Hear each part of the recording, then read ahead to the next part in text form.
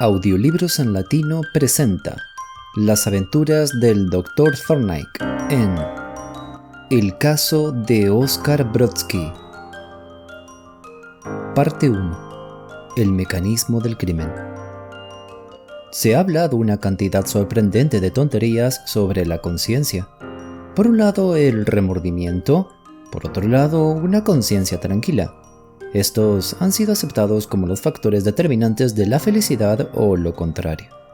Por supuesto, hay un elemento de verdad en la visión de la conciencia tranquila, pero plantea toda la cuestión. Una conciencia particularmente robusta puede estar bastante tranquila bajo las condiciones más desfavorables, condiciones en las que la conciencia más débil podría verse severamente afligida por el remordimiento. Y luego, parece ser un hecho que algunas personas afortunadas no tienen conciencia en absoluto, un don negativo que los eleva por encima de las vicisitudes mentales del rebaño común de la humanidad. Ahora, Silas Hickler era un caso ejemplar. Nadie, mirando su rostro alegre y redondo, radiante de benevolencia y envuelto en sonrisas perpetuas, habría imaginado que fuera un criminal. Menos aún su digna ama de llaves de alta iglesia, quien era testigo de su invariable amabilidad, quien constantemente lo escuchaba canturrear alegremente por la casa y notaba su entusiasmo apreciativo en las horas de la comida. Sin embargo, es un hecho que Silas ganaba su modesto, aunque cómodo ingreso mediante el suave arte del robo. Un oficio precario y arriesgado, pero no tan peligroso si se lleva a cabo con juicio y moderación. Y Silas era eminentemente un hombre de juicio. Trabajaba invariablemente solo, guardaba su propio consejo. No tenía ningún cómplice que pudiera convertirse en testigo de la corona en un aprieto. Nadie que él conociera iría de mal humor a Scotland Yard. Tampoco era codicioso e imprudente, como la mayoría de los criminales. Sus golpes eran pocos y distantes entre sí, cuidadosamente planeados, ejecutados en secreto y los beneficios invertidos con prudencia en propiedad semanal. Ejecutados en secreto y los beneficios invertidos con prudencia en gastos semanales. En su juventud, Silas había estado relacionado con la industria del diamante y aún hacía un poco de comercio algo irregular. En el comercio se le sospechaba de transacciones con diamantes de dudosa procedencia, y uno o dos comerciantes indiscretos habían llegado tan lejos como para susurrar la ominosa palabra «vaya». Pero Silas y uno o dos comerciantes indiscretos habían llegado tan lejos como para susurrar la ominosa palabra «bordes». Pero Silas sonreía una sonrisa benevolente y seguía su camino. Sabía lo que sabía y sus clientes en Ámsterdam no eran curiosos. Así era Silas Hickler. Mientras paseaba por su jardín en el crepúsculo de una tarde de octubre, parecía el prototipo mismo de la modesta prosperidad de clase media.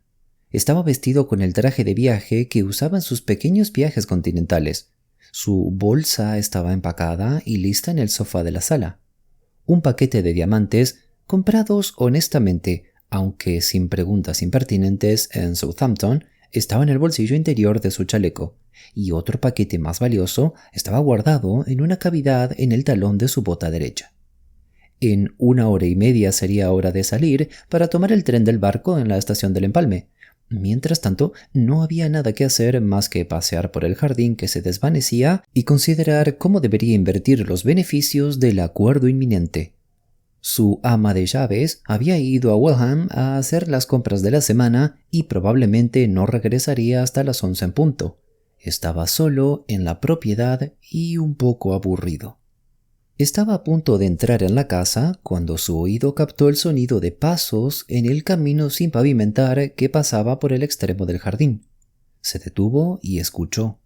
No había ninguna otra vivienda cerca y el camino no llevaba a ningún otro lado, desapareciendo en el terreno baldío más allá de la casa. ¿Podría ser esto un visitante? Parecía improbable, ya que los visitantes eran escasos en la casa de Silas Hickler. Mientras tanto, los pasos continuaron acercándose, resonando con creciente sonoridad en el duro y pedregoso camino. Silas se acercó a la puerta y, apoyándose en ella, miró con cierta curiosidad hacia afuera. Pronto un resplandor de luz le mostró el rostro de un hombre, aparentemente encendiendo su pipa. Luego una figura tenue se separó de la oscuridad que la envolvía, avanzó hacia él y se detuvo frente al jardín. El extraño sacó un cigarrillo de su boca y, expulsando una nube de humo, preguntó: ¿Puede decirme si este camino me llevará a la estación de Balsam Junction? No, respondió Hickler, pero hay un sendero más adelante que conduce a la estación. —¿Sendero? —gruñó el extraño. —Estoy harto de senderos. Vine desde la ciudad de Cutley con la intención de caminar hasta la estación de Empalme. Comencé por el camino y luego algún tonto me dirigió a un atajo, con el resultado de que ha estado dando tumbos en la oscuridad durante la última media hora. Mi vista no es muy buena, ¿sabe? —agregó. —¿Qué tren quiere tomar? —preguntó Hickler. —El de las 7:58, fue la respuesta. —Yo mismo voy a tomar ese tren —dijo Silas—, pero no voy a partir por otra hora. La estación está a solo 3/4 de milla de aquí. Si quiere entrar y descansar, podemos ir juntos y así estará seguro de no perderse. —Es muy amable de su parte —dijo el extraño, mirando con anteojos la oscura casa—, pero creo que... —Es tan bueno esperar aquí como en la estación —dijo Silas de manera afable, sosteniendo la puerta abierta, y el extraño, después de una breve vacilación, entró y, arrojando su cigarrillo, lo siguió hasta la puerta de la casa. La sala estaba oscura, excepto por el débil resplandor del fuego que se extinguía, pero entrando antes que su invitado, Silas encendió una lámpara que colgaba del techo. Cuando la llama se elevó, inundando el pequeño interior de luz, los dos hombres se miraron mutuamente con curiosidad. —¡Brodsky! ¡Por Jingo! —fue el comentario silencioso de Hickler mientras miraba a su invitado. —Evidentemente no me reconoces. No podría, por supuesto, después de todos estos años y con tu mala vista. Toma asiento, señor —agregó en voz alta—. ¿Te gustaría tomar algo para pasar el tiempo? Brodsky murmuró una aceptación indistinta y mientras su anfitrión se dirigía a abrir un armario, él dejó su sombrero, un duro fieltro gris, en una silla en su rincón, colocó su bolso en el borde de la mesa, apoyando su paraguas contra él, y se sentó en un pequeño salón. —¿Quieres una galleta? —dijo Hickler, mientras colocaba una botella de whisky en la mesa junto con un par de sus mejores vasos con patrón de estrella y un sifón. —Gracias, creo que sí —dijo Brodsky—. El viaje en tren y todo este maldito andar por ahí, ya sabes. —Sí —estuvo de acuerdo Silas—. No es bueno empezar con el estómago vacío. Espero que no te importen las galletas de avena. Veo que son las únicas galletas que tengo. Brodsky se apresuró a asegurarle que las galletas de avena eran su especialidad peculiar y, en confirmación, después de mezclarse un buen trago, empezó a devorar las galletas con evidente gusto. Brodsky era un gran comensal y en ese momento parecía estar bastante hambriento. Su masticar no era favorable para la conversación, por lo que la mayor parte de la charla recayó en Silas, y por una vez ese transgresor afable encontró la tarea embarazosa. Lo natural habría sido discutir el destino de su invitado y quizás el objeto de su viaje, pero esto era precisamente lo que Hickler evitaba hacer, porque conocía a ambos y el instinto le decía que guardara su conocimiento para sí mismo. Brodsky era un comerciante de diamantes de considerable reputación y con un gran negocio. Compraba principalmente piedras en bruto y de estas era un juez excelente.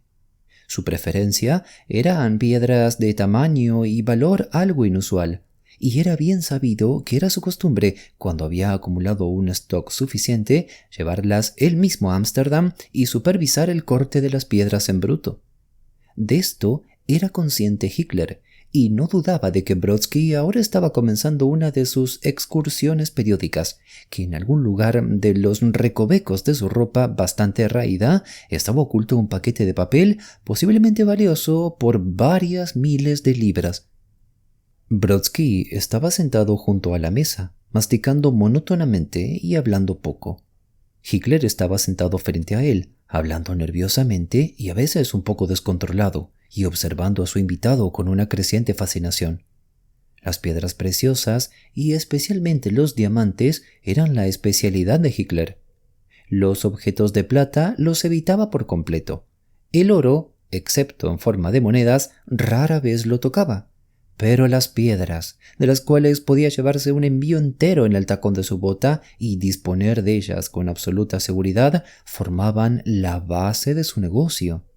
Y aquí estaba un hombre sentado frente a él con un paquete en el bolsillo que contenía el equivalente a una docena de sus golpes más exitosos, piedras que valían quizás... Aquí se detuvo bruscamente y comenzó a hablar rápidamente, aunque sin mucha coherencia, porque incluso mientras hablaba, otras palabras formadas subconscientemente parecían insinuarse en los intersticios de las frases y llevar a cabo un tren de pensamiento paralelo. «Hace frío por las tardes ahora, ¿verdad?», dijo Hitler. «En efecto», estuvo de acuerdo Brodsky, y luego reanudó su lento masticar, respirando ruidosamente por la nariz.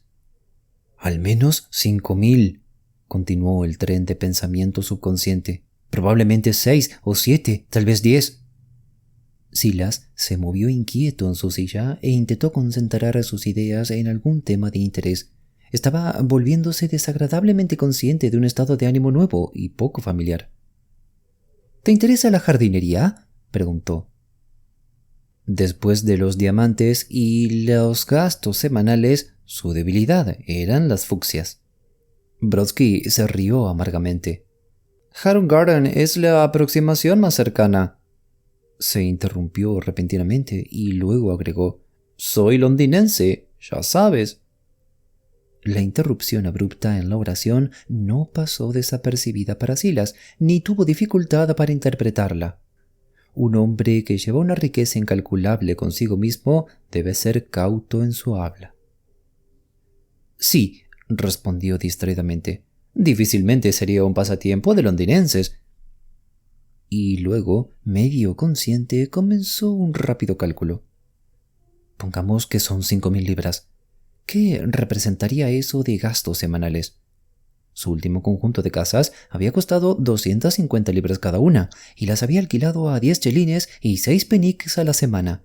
A ese ritmo, 5.000 libras representaban 20 casas a 10 chelines y 6 peniques a la semana, digamos 10 libras a la semana, 1 libra y 8 chelines al día, 520 libras al año, para toda la vida. Era una competencia. Sumado a lo que ya tenía, era riqueza. Con ese ingreso podría arrojar las herramientas de su oficio al río y vivir el resto de su vida con comodidad y seguridad. Miró furtivamente a su invitado al otro lado de la mesa y luego apartó la mirada rápidamente cuando sintió que se despertaba en él un impulso cuya naturaleza no podía equivocar. Esto debía terminar. Siempre había considerado los crímenes contra la persona como pura locura. Es cierto que estaba el pequeño asunto del policía de Weybridge, pero eso fue imprevisto e inevitable, y después de todo fue culpa de la gente. Y también estaba la antigua ama de llaves de Epsom, pero, por supuesto, si la vieja tonta hubiera gritado de esa manera insensata... Bueno, fue un accidente, muy lamentable, por supuesto, y nadie podría estar más arrepentido del percance que él. Pero homicidio deliberado, robo a la persona... Era el acto de un lunático total. Por supuesto, si hubiera resultado ser ese tipo de persona, aquí estaba la oportunidad de toda una vida. El botín inmenso, la casa vacía, la soledad del vecindario, lejos de la carretera principal y de otras habitaciones, el tiempo, la oscuridad, pero, por supuesto, estaba el cuerpo que se debía considerar. Eso siempre era lo difícil. ¿Qué hacer con el cuerpo? Aquí captó el grito del expreso que se aproximaba, doblando la curva en la línea que pasaba por el terreno baldío detrás de la casa. El sonido inició un nuevo tren de pensamiento, y mientras lo seguía, sus ojos se fijaron en el inconsciente y taciturno Brodsky, mientras este pensativo tomaba su whisky. Finalmente, apartando la mirada con un esfuerzo, se levantó de repente de su silla y se volvió para mirar el reloj en la repisa de la chimenea, extendiendo las manos ante el fuego moribundo. Un tumulto de sensaciones extrañas le advirtió que debía abandonar la casa. Tembló ligeramente, aunque estaba más caliente que frío, y girando la cabeza miró la puerta. «Parece que hay una corriente de aire maldita», dijo con otro ligero temblor. «¿Cerré bien la puerta?», me preguntó. Atravesó la habitación de un paso y, abriendo de par en par la puerta, miró hacia el oscuro jardín. Un deseo repentino y urgente se apoderó de él para salir al aire libre, para estar en el camino y terminar con esta locura que estaba llamando a la puerta de su cerebro. «Me pregunto si vale la pena comenzar ya», dijo, con una mirada anhelante al cielo sombrío y sin estrellas. Brodsky se despertó y miró a su alrededor. «¿Tu reloj está bien?», preguntó. Silas admitió a regañadientes que sí. «¿Cuánto nos llevará a caminar hasta la estación?», preguntó Brodsky. «Oh, unos 25 minutos hasta media hora», respondió Silas, exagerándolo inconscientemente la distancia. «Bueno», dijo Brodsky, «todavía nos queda más de una hora, y es más cómodo aquí que esperar en la estación. No veo la necesidad de comenzar antes de tiempo». «No, claro que no», convino Silas. Una ola de extraña emoción, mitad arrepentida, mitad triunfante, atravesó su cerebro. Durante algunos momentos permaneció de pie en el umbral, mirando soñadoramente hacia la noche. Luego cerró suavemente la puerta y aparentemente sin el ejercicio de su voluntad. La llave giró silenciosamente en la cerradura. Regresó a su silla e intentó entablar conversación con el taciturno Brodsky, pero las palabras salían titubeantes y desarticuladas. Sentía que su rostro se calentaba, su cerebro lleno e intenso, y había un ligero zumbido agudo en sus oídos. Se dio cuenta de que observaba a su invitado con un nuevo y temeroso interés, y por pura fuerza de voluntad apartó la mirada, solo para encontrar, un momento después, que sus ojos volvían involuntariamente a fijarse en el hombre inconsciente con una intensidad aún más horrible. Y siempre en su mente caminaba, como una procesión terrible, el pensamiento de lo que el otro hombre, el hombre de sangre y violencia, haría en estas circunstancias. Detalle por detalle, la horrible síntesis encajaba las partes del crimen imaginado y las organizaba en una secuencia de eventos racionales, conectados y coherentes. Se levantó incómodo de su silla, con los ojos aún clavados en su invitado. No podía sentarse más tiempo frente a ese hombre con su alijo oculto de gemas preciosas. El impulso que reconocía con miedo y asombro se hacía más incontrolable de momento a momento.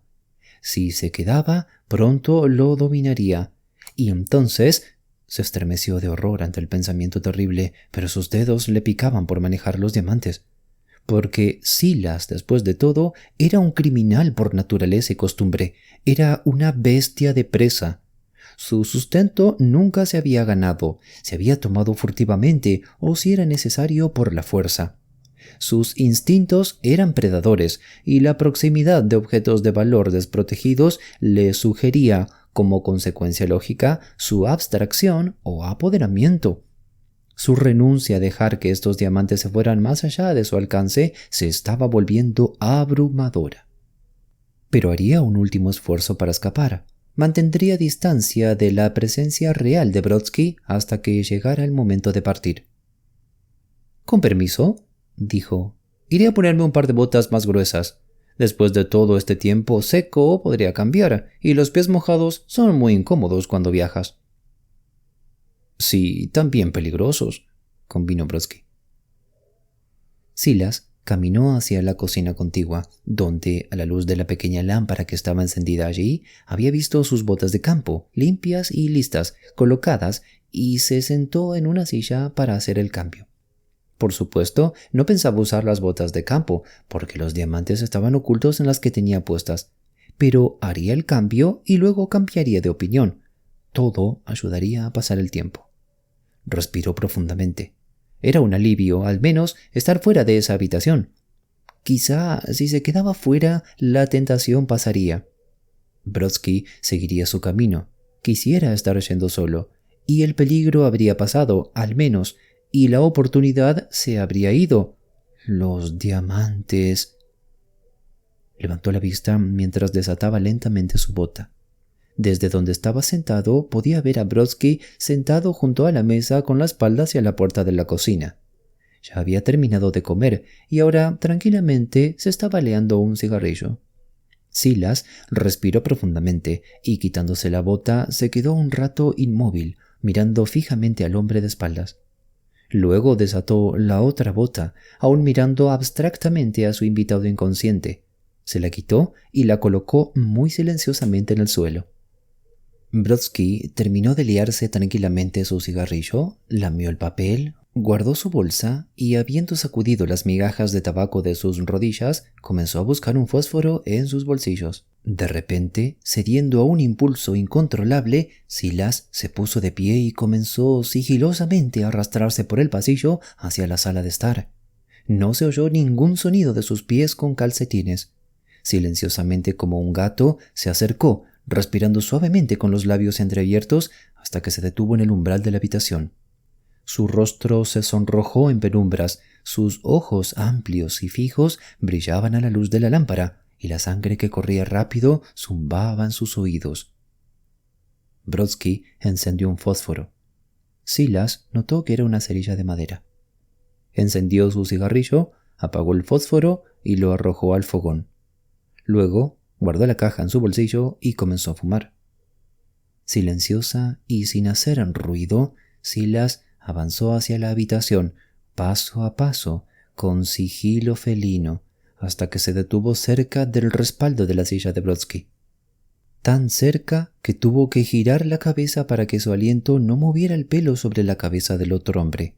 Así, durante medio minuto permaneció inmóvil, como una estatua simbólica de asesinato, mirando fijamente con ojos horribles y brillantes al inconsciente comercio de diamantes.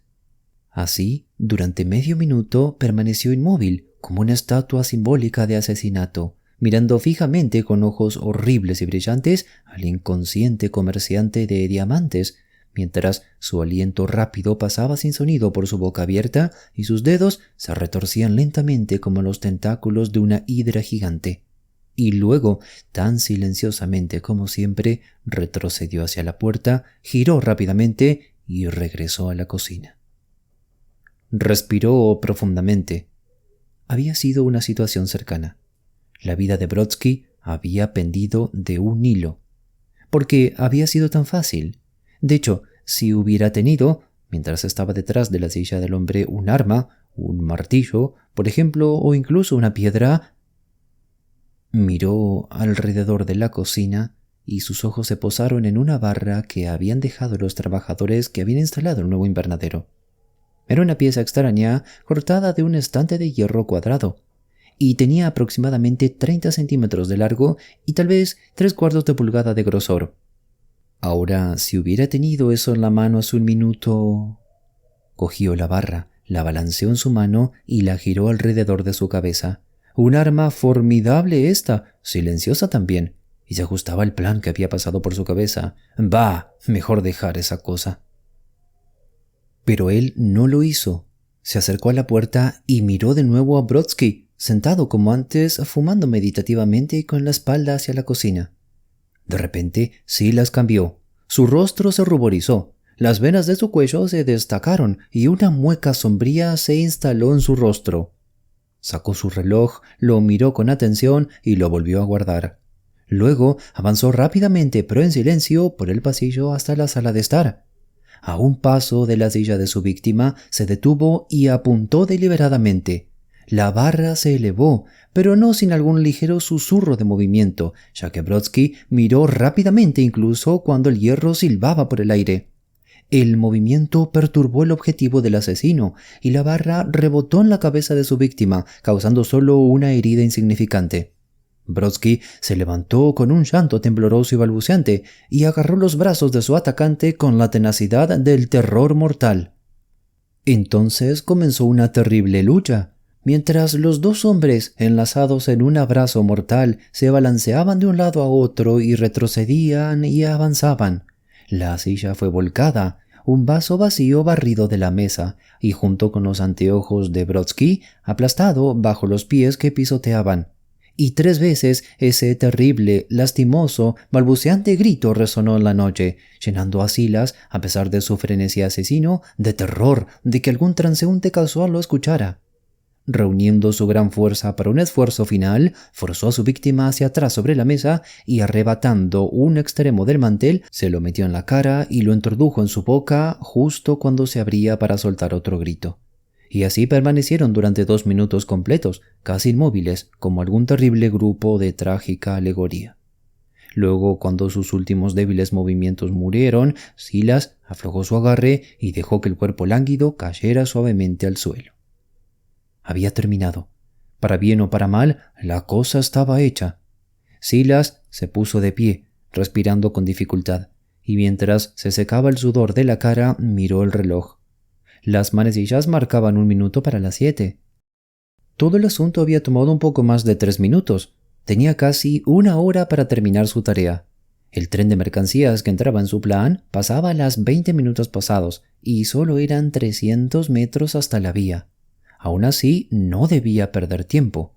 Ahora estaba completamente compuesto y solo perturbado por el pensamiento de que los gritos de Brodsky podrían haber sido escuchados. Si nadie los había escuchado, todo sería sencillo. Se inclinó y, desenredando suavemente el mantel de los dientes del muerto, comenzó una búsqueda cuidadosa en sus bolsillos.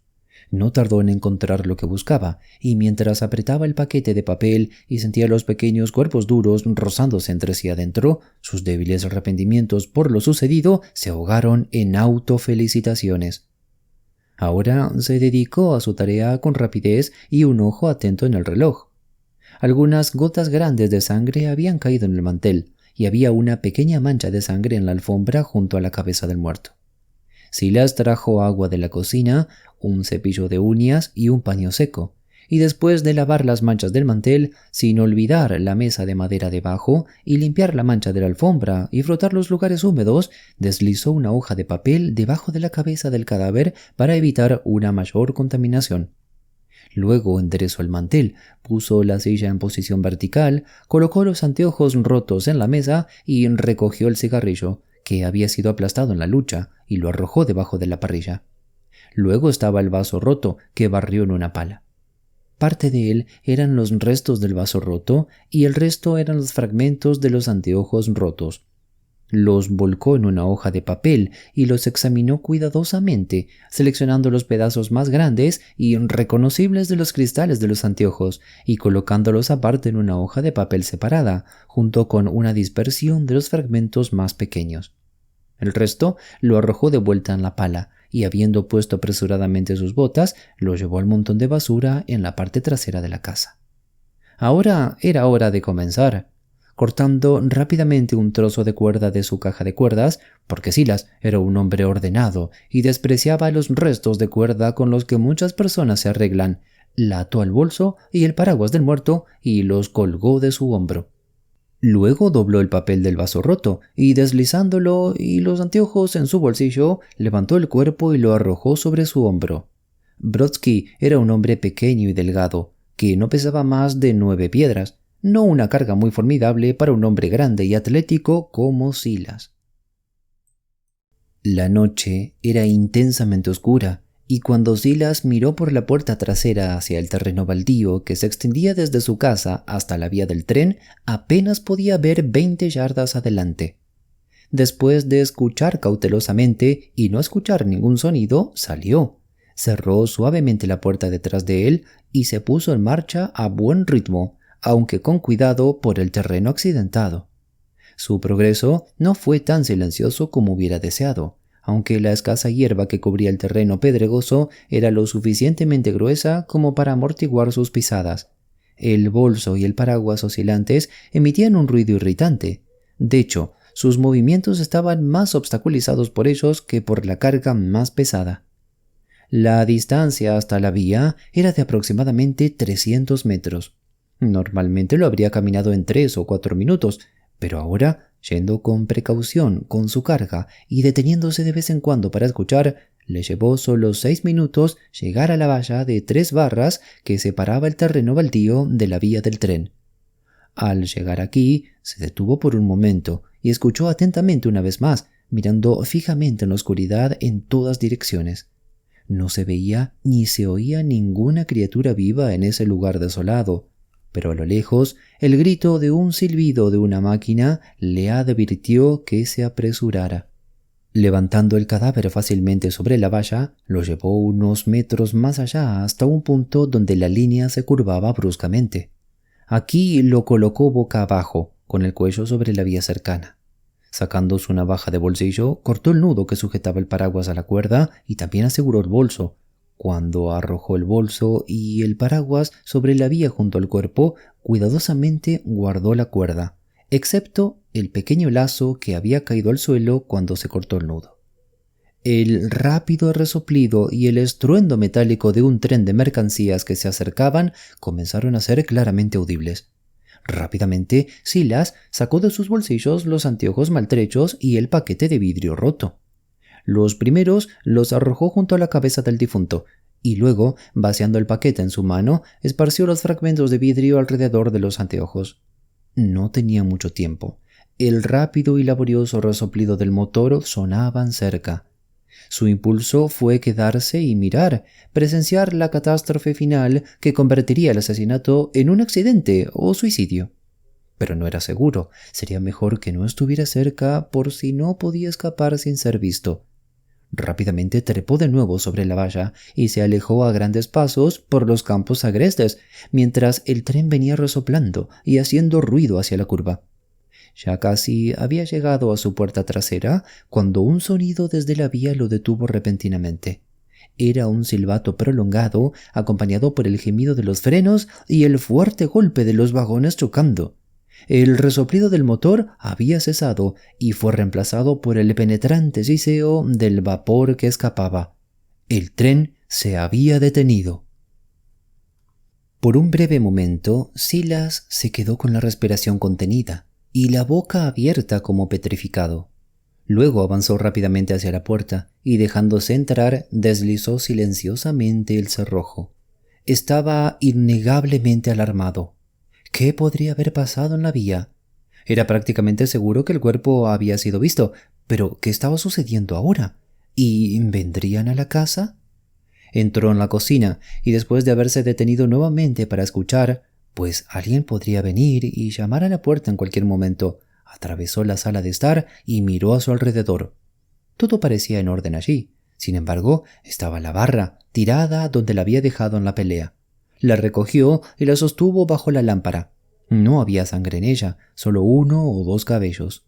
Algo distraído, la limpió con el mantel de la mesa y luego, corriendo hacia el jardín trasero a través de la cocina, la arrojó sobre el muro en un lecho de ortigas.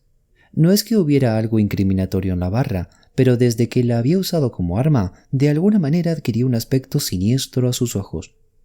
Ahora sentía que sería bueno partir hacia la estación de inmediato. Todavía no era hora, porque apenas eran 25 minutos pasados de las 7, pero no deseaba ser encontrado en la casa si alguien venía. Su sombrero suave estaba en el sofá con su bolso, al cual estaba atada su sombrilla. Se puso el sombrero, tomó el bolso y se acercó a la puerta. Luego volvió a bajar la lámpara, y fue en este momento, cuando estaba con la mano levantada hacia el quemador, que sus ojos, viajando por casualidad hacia el rincón oscuro de la habitación, se posaron en el sombrero de fieltro gris de Brodsky, reposando en la silla donde el difunto lo había colocado al entrar en la casa. Silas se quedó por unos momentos como petrificado, con el sudor frío del miedo mortal formando gotas en su frente. Otro instante y habría bajado la lámpara y habría seguido su camino, pero luego avanzó hacia la silla, agarró el sombrero y miró adentro.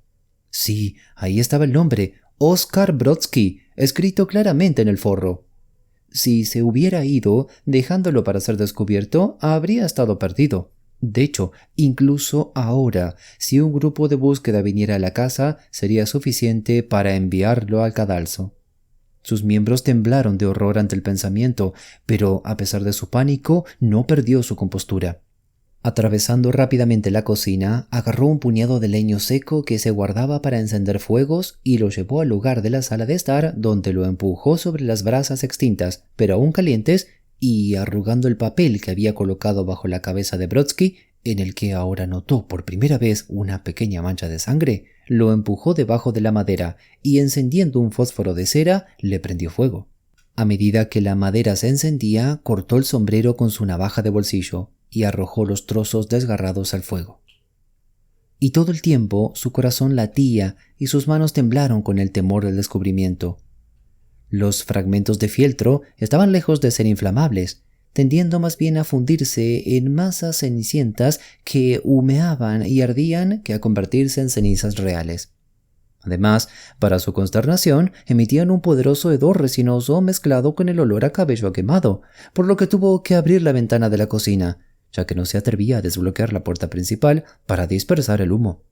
Y aún así, mientras alimentaba el fuego con pequeños fragmentos cortados, aguzaba los oídos para captar, sobre el crepitar de la madera, el sonido de los temidos pasos, el golpe en la puerta que debería ser como el llamado del destino. El tiempo, además, estaba avanzado, 21 minutos para las 8. En pocos minutos más debía partir o perdería el tren. Dejó el ala desmembrada del sombrero sobre la madera en llamas y corrió escaleras arriba para abrir una ventana, ya que debía cerrar la de la cocina antes de irse. Cuando regresó, el ala ya se había enrollado en una masa negra y escamosa que burbujeaba y silbaba mientras el humo graso y penetrante se elevaba perezosamente hacia la chimenea. 19 minutos para las 8. Era hora de partir. Tomó la pala y cuidadosamente golpeó las cenizas en pequeñas partículas, revolviéndolas en las brasas incandescentes de la madera y el carbón. No había nada inusual en la apariencia del hogar. Era su costumbre constante quemar cartas y otros artículos descartados en el fuego de la sala de estar. Su ama de llaves no notaría nada fuera de lo común. De hecho, es probable que los restos se redujeran a cenizas antes de que ella regresara. Se había asegurado de notar que no había accesorios metálicos de ningún tipo en el sombrero que podrían haber escapado de la quema. Una vez más, tomó su bolso, echó un último vistazo, bajó la lámpara y, desbloqueando la puerta, la sostuvo abierta por unos momentos. Luego salió, cerró la puerta con llave, guardó la llave, de la cual su ama de llaves tenía una copia, y se dirigió a paso ligero hacia la estación. Llegó a tiempo después de todo, y después de haber sacado su boleto, paseó por el andén. El tren aún no había sido señalado, pero parecía haber un alboroto inusual en el lugar.